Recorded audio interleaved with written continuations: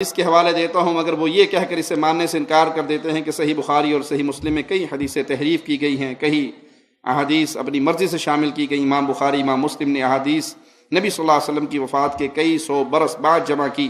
اب کس طرح کہا جا سکتا ہے کہ یہ بالکل درست ہے، لہذا ہم اس میں شامل کی گئی احادیث کو صحیح تسلیم نہیں کرتے۔ یہ لوگ ایک بات اور کہتے ہیں کہ اگر 10 افراد کو ایک ہی لائن میں کھڑا کر دیا جائے اور پہلے شخص کے کان میں کچھ لفظ بولے جائیں، وہ شخص دوسرے کے کان میں وہی لفظ کہے، پھر دوسرا تیسرے کے کان میں، تیسرا چوتھے کے کان میں، اسی طرح 9ویں 10ویں کے کان میں، تو بات کچھ کی کچھ بن جاتی ہے۔ یعنی پہلے شخص کے کان میں کہے گی بات، اگر 10ویں شخص سے پوچھیں گے تو وہ اس کے اندر کوئی کمی اور اضافہ کر چکا ہوگا۔ یہ باتیں سن کر میں لاجواب ہو جاتا ہوں، یہ سوچ کر کہ بات تو درست ہے کہ حدیث میں بھی تحریف ہو سکتی ہے۔ اب میرا سوال یہ ہے کہ میں اہل خانہ اور دوست احباب کو کس دلیل سے یقین دلاؤں کہ صحیح بخاری اور صحیح مسلم میں غلط اور ضعیف حدیثیں موجود نہیں ہے؟ یہ شبہ پیدا کرنے والے منکرین حدیث کا ٹولہ ہے، جو حدیث کو ظنی سمجھتے ہیں، انکار کرتے ہیں، جی ہو سکتا ہے ٹھیک ہو سکتا ہے غلط ہو سکتے والی بات ہے۔ پیارے بھائی، جس طرح قرآن حکیم اللہ کی طرف سے نازل شدہ ہے، اسی طرح اس قرآن کی بہترین تفسیر حدیث رسول بھی اللہ کی طرف سے نازل شدہ ہے۔ اللہ نے اپنے کلام کی اور محمد کریم صلی اللہ علیہ وسلم کے فرمان کی حفاظت کا ذمہ لیا ہے۔ قرآن کی حفاظت بھی اللہ نے کی ہے، احادیث رسول صلی اللہ علیہ وسلم کی حفاظت بھی اللہ نے کی ہے۔ جیسے نبی صلی اللہ علیہ وسلم پہ قرآن حکیم کا نزول ہوتا اور قرآن کو اس وقت لکھا جاتا، اسی طرح فرامین رسول اللہ صلی اللہ علیہ وسلم کو بھی لکھا جاتا۔ جہاں صحابہ کی جماعت قرآن لکھتی، وہاں صحابہ احادیث رسول صلی اللہ علیہ وسلم بھی لکھتے۔ جو اعتراض آپ احادیث رسول پہ کر رہے ہیں، اگر کوئی سیم یہی اعتراض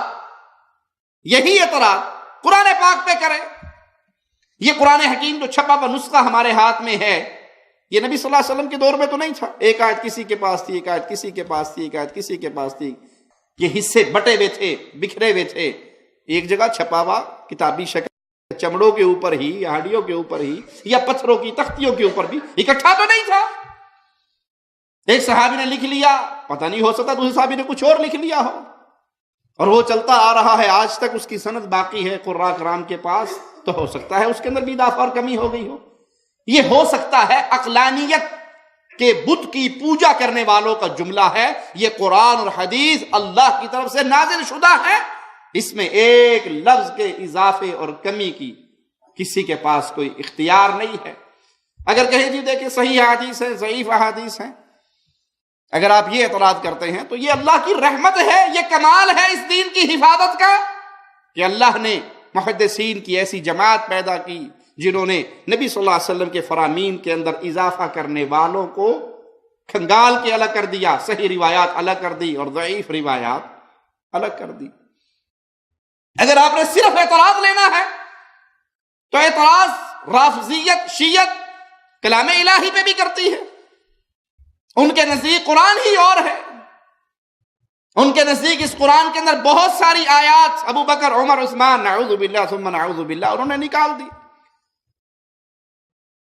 کچھ آیات اپنے پاس سے داخل کر دی، کچھ آیات کم کر دی، یہ ان کا دعویٰ ہے، انہوں نے آیات گھڑی بھی ہیں۔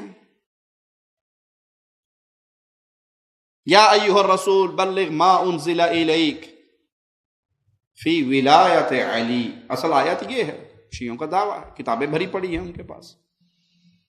تو جو آپ شبہ حدیث کے بارے میں رکھ کے اسے کنڈم کرنے کی کوشش کرتے ہیں، وہی شبہ اگر قرآن پہ کوئی پیش کر دے گا تو آپ کے پاس کیا جواب ہے؟